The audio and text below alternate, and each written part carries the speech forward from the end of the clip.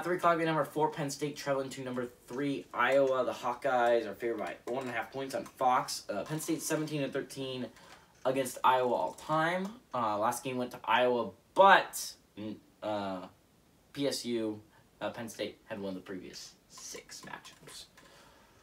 But this is always a close game. You can go back to 2017 or 2018, where Trace McSorley throws the touchdown pass to Juwan Johnson. Weirdly enough, both of them in the NFL. To win the game with 0 seconds on the clock remaining.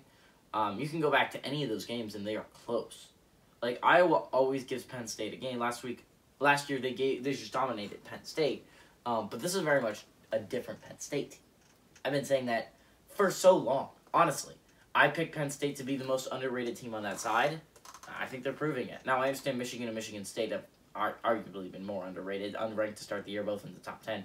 But this was a Penn State team that was like 19th in the country at the beginning of the year, and now they're 4th in the country. Like, this is a Penn State team that is legitimately really good. You look at their quarterback in Sean Clifford.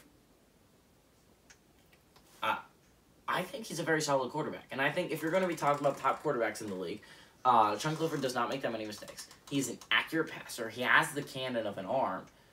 He does. I just love Sean Clifford. I love him a lot.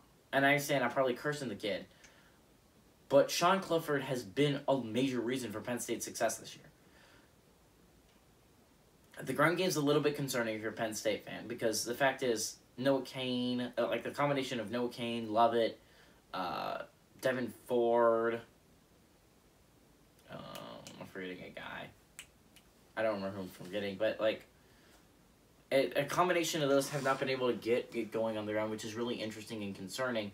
But you have the targets through the air. You have Jahan Dotson. Your offensive line has been able to pass protect, although running blocking has been a little bit an issue for them.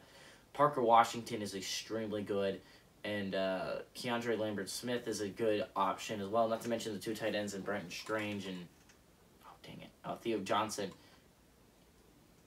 I love Penn State. Honestly, I'm a huge Penn State fan, as many people who know who've been watching the channel. Their defense, not to mention their defense, oh my god, it's so good.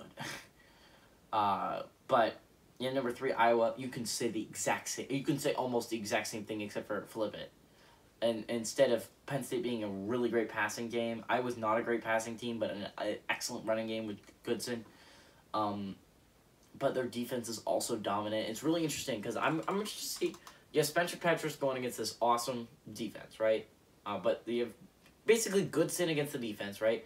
And then you have Sean Clifford against the defense. Now, Sean Clifford cannot be the Indiana quarterback from 2 years ago, right?